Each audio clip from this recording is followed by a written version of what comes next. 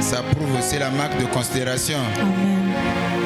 Est-ce qu'on peut acclamer le Seigneur Jésus-Christ pour cela?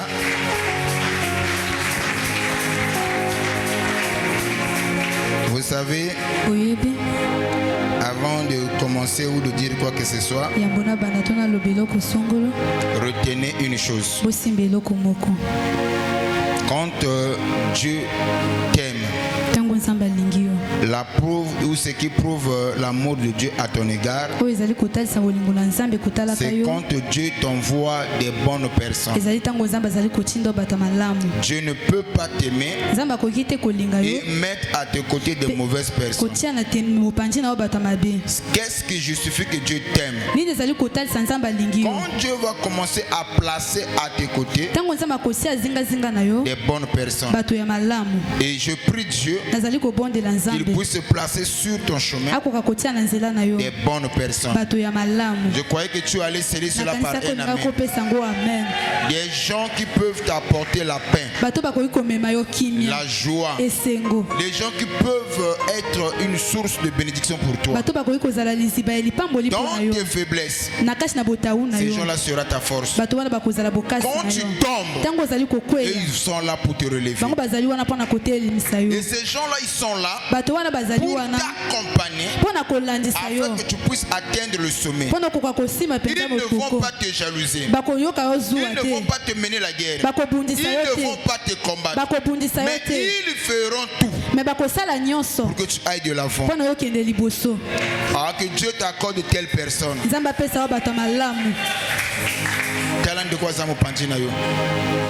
Soit cette personne là pour moi. Change de partenaire. Change de partenaire. Non, vas-y. Est-ce que tu peux me donner un amen puissant? Vous savez, ma prière par rapport au mystère de voile que vous avez écouté, tant que le voile n'est pas déchiré, tu ne seras pas béni. Dans cette dimension, il y a plusieurs types de voiles. Écoutez, la Bible dit, lorsque nous lisons l'Ancien Testament, une voile est jetée sur nos yeux. Mais quand nous lisons le Nouveau Testament, cette voile-là est ôtée. Et il y a des gens qui vivent, mais qui sont voilés. Et n'oubliez pas, Jésus, quand il doit parler, et devant la foule, il a un langage. Au point où, lorsqu'il se retire, les 12 vont s'approcher, en particulier Pierre. Il va lui poser la question. Mais pourquoi tu aimes leur parler en parabole? Jésus va répondre. C'est afin qu'en écoutant, qu'ils ne comprennent pas. En voyant, qu'ils ne voient pas. Wow. Voilà pourquoi Christ aimait parler plus en parabole devant la foule. Mais quand il restait avec les 12, il fallait qu'il puisse ôter cette voile. C'est ainsi il dit. Petit troupeau, heureux êtes-vous, car il a plu au Seigneur de vous révéler le mystère caché de tout le temps. Est-ce que vous croyez que vous êtes dans la joie? Parce que Dieu, par son infini amour, il nous a révélé ce mystère caché de tout le temps, de tous les âges. Ce mystère n'est rien d'autre que Jésus-Christ. C'est lui qui a le Fils a la vie. Celui qui n'a pas le Fils n'a pas la vie. Laissez-moi vous dire, venir à l'église c'est une bonne chose. Écouter la parole, c'est aussi une bonne chose. Mais toutes ces choses-là ne font pas de toi un chrétien. On n'est pas chrétien parce que je tiens la Bible. On n'est pas chrétien parce que je récite les versets de la Bible. Non. Et à quel moment nous devenons chrétiens, quand nous sommes nés de nouveau, prenez-moi ce passage et nous allons entrer dans la prière. Laisse que la voile qui t'empêchait d'avancer, que cette voile soit ôtée. Si tu peux me donner un amen, que Dieu puisse ôter cette voile.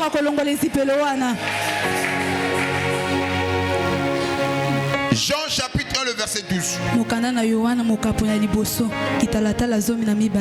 Jean 1, verset 12. Mais à tous ceux qui l'ont reçu. Mettez-vous, je serai pas long. Mais à tous ceux qui l'ont reçu. Laissez-moi vous dire. La Bible dit. Mais à tous ceux qui l'ont reçu. Donc par là, avant de continuer, on ne naît pas chrétien, mais on le devient. Je héritière encore. On ne naît pas chrétien, mais nous devenons chrétiens. Combien même dans la préscience, la Bible dit que ce qu'il a connu d'avance, il les a appelés. Ce qu'il a appelé, il les a aussi prédestinés. C'est vrai.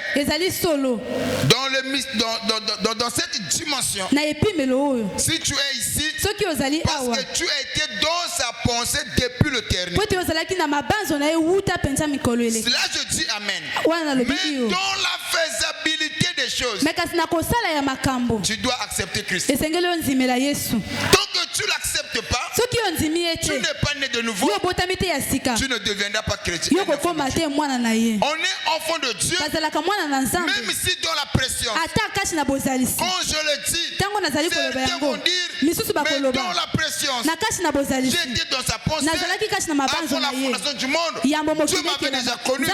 Oui, mais dans la faisabilité des choses, sur la terre des hommes, vous devez l'accepter pour naître de nouveau. Jean 3,7, il dit quoi? Non, toi tu restes là où tu es. Il faut que vous naissiez de nouveau. Il faut. Il dit il faut. C'est une obligation. Et même ce brigand sur la croix, il ne pouvait pas aller au ciel, donc il n'a pas accepté Christ comme Seigneur et Sauveur. Même si dans la préscience, il a été prédestiné pour aller au ciel, mais sur la terre des hommes, il devait accepter Christ comme Seigneur et Sauveur. Un véritable enfant de Dieu ne peut pas quitter la terre des hommes sans pourtant accepter la parole. Ah, je croyais que tu allais me donner un amen. Quelques minutes avant que ce dernier puisse rendre l'âme. Quel est ce mystère? Il n'a jamais été à l'église. Il n'a jamais prié. Il n'a jamais donné l'offrande. Il n'a jamais loué ou adoré Dieu. Mais sur la croix, 10 secondes avant qu'il puisse rendre l'âme, il va dire à son ami, mon cher, toi et moi nous avons mérité d'être dans cette condition. Amen. Mais celui-là n'a pas mérité. Il tourne ses regards vers Jésus. Il dit, moi je crois, tu es le Messie. Bon, pose-toi la question de savoir. Qu'est-ce qui l'a poussé à croire? C'est ce que le docteur a dit. La foi, c'est la révélation. Amen. Il fallait que la voile soit ôtée pour qu'il puisse aller au ciel. Ce soir, s'il y a une voix dans ta vie, je lève ma main droite vers le ciel, que cette voile soit ôtée. Tout le monde me donne amen sauf toi. Je héritière encore. S'il y a une voix qui t'empêche d'avancer, d'aller de l'avant, que cette voix soit ôtée au nom puissant de Jésus. Bon, moi je me pose la question. Celui qui n'a jamais été à l'église, il a passé quelques quelques minutes avec Jésus, il a accepté. Jésus-Christ va le dire ce soir même. Tu seras avec moi. Mais moi qui viens à l'église, qui écoute la parole, non, tout le monde peut aller à l'enfer, sauf toi et moi. C'est ainsi la foi, c'est une révélation. Ce que tu vois et ce que tu entends doit créer en toi la foi parfaite. La destinée éternelle d'un homme ne dépend pas de ce qu'il voit ni de ce qu'il entend, mais plutôt le discernement qu'il a. Avec le temps, de discernement que la personne a. Le discernement est très important. Mais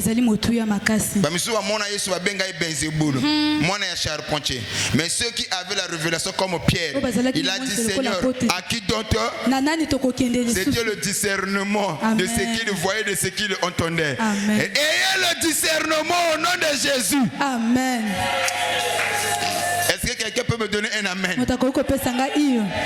Oh, lorsque les gens le voyaient, non, c'est le fils de Marie, c'est le fils de charpentier. Mais lorsque Pierre arrive, il dit que nous savons, tu as la parole et la vie. Tu es le Messie. À qui d'autre irions-nous si ce n'est pas toi? Jésus va retourner. Il dit Pierre, toi là, ce n'est pas la chair et le sang qui t'ont révélé cela, mais plutôt c'est mon Père qui est dans les cieux. Prends les clés. Ce soir même, reçois la clé de David. Reçois la clé de David. Reçois la clé de David. Reçois la clé de David. Quand je parle de la clé de David, c'est cette clé que Dieu a promis de donner à toutes les personnes qui vont croire à son nom. Et par contre, je parle à toute personne, de véritables chrétiens, nés de nouveau. Laissez-moi vous dire, autrefois, tu étais kéké, autrefois, tu étais bembé, mais la Bible nous dit, même à tous ceux qui l'ont reçu, qui ont cru à sa parole, il leur a donné le pouvoir. La partie là j'aime, de devenir.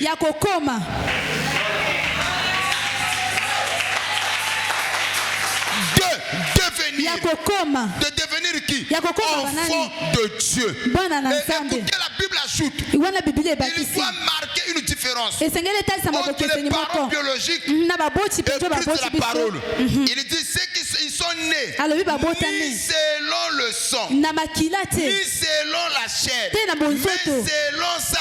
Quand je parle de la volonté de Dieu et que toi tu sois puissant, laissez-moi vous dire, ce soir, s'il y a une chose qui te retenait, la chose là doit te libérer. S'il y a une chose qui t'empêchait d'avancer, la chose doit tomber. Nous, en vérité, en réalité, nous les chrétiens, nous les enfants de Dieu, nous qui sommes nés de nouveau, on ne combat pas pour la victoire. Moi je combats dans la victoire. Tu es un victorieux. Nous sommes de plus que vainqueurs. Or que laissez-moi vous dire, il n'y a pas la victoire sans combat. Sans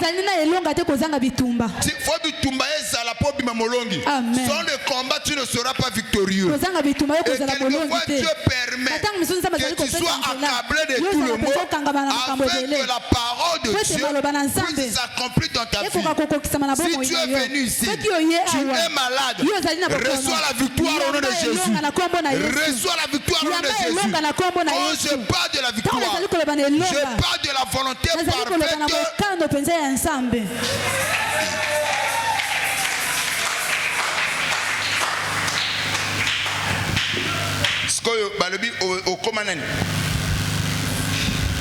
Tu es devenu qui? Enfant de Dieu. Quand on dit que à tous ceux qui l'ont reçu, il leur a donné le pouvoir de devenir ce que tu n'étais pas autrefois. Tu le deviens quand tu acceptes la parole et le pouvoir de devenir enfant de Dieu. Et si tu es enfant de Dieu, les réalités de ta famille, ce n'est plus ton problème. Ce qui a bloqué tes parents ne peut plus te bloquer. Ce qui a résisté chez tes parents ne peut plus te résister. Parce que tu n'appartiens plus à ta famille. Dis-lui, moi je n'appartiens plus à ma famille. Change de partenaire, dis-lui, moi je n'appartiens plus à ma famille. Et tu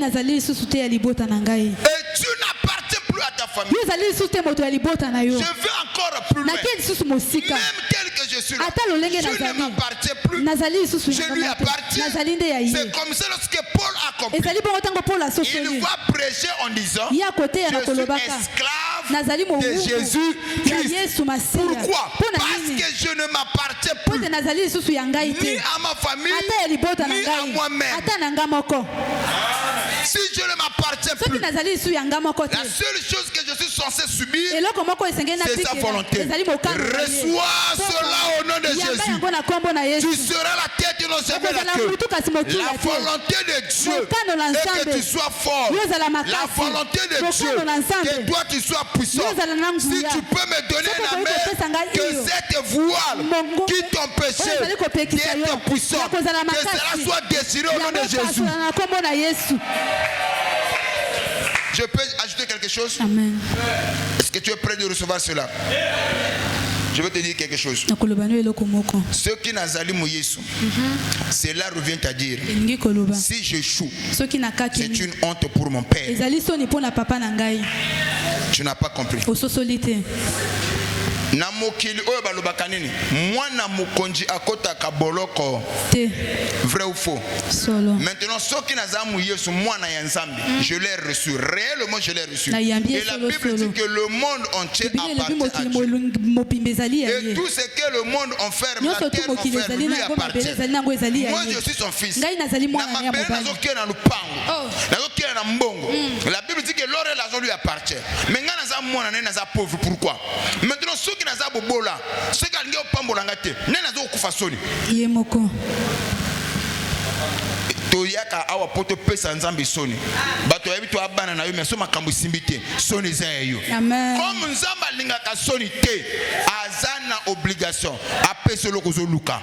Je prophétise et je décrète sur toi, reçois l'argent, reçois la prospérité, reçois l'élévation, reçois la bénédiction au nom de Jésus. Je vais chuter. Je vais chuter. Je vais dire ceci. Au moment où je parle, la Bible dit, lorsque le fils réussit, il fait la joie de son papa. Mais quand le fils échoue, il fait la honte de son papa. Je n'ai jamais vu. Montrez-moi un seul verset. Seul verset qu'un serviteur authentique appelé par Dieu qui a échoué dans sa mission.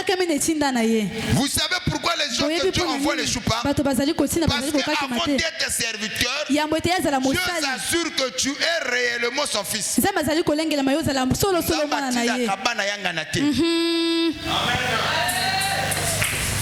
Même Samson n'a pas échoué. Je vais encore plus loin. Même Saoul aussi n'a pas échoué. Comment? Saoul devait seulement inaugurer l'ère royale en Israël. Amen. Il n'a pas échoué. C'était ça sa mission, inaugurer. Moïse aussi n'a pas échoué. Sa mission c'était de faire sortir. Et Dieu s'assure que Moto a bengi akakemate. Ce que Moïse a échoué, Abraham a échoué, Daniel a échoué. Moi l'ange, je ne échouerai pas. Amen. Toi aussi, tu n'échouerais pas. Tu monteras. Tu seras élevé. Tu seras très haut placé. Amen. Alors, aux autres, liloba oye se matérialiser la vie na yo. Beta maboko zo sakola.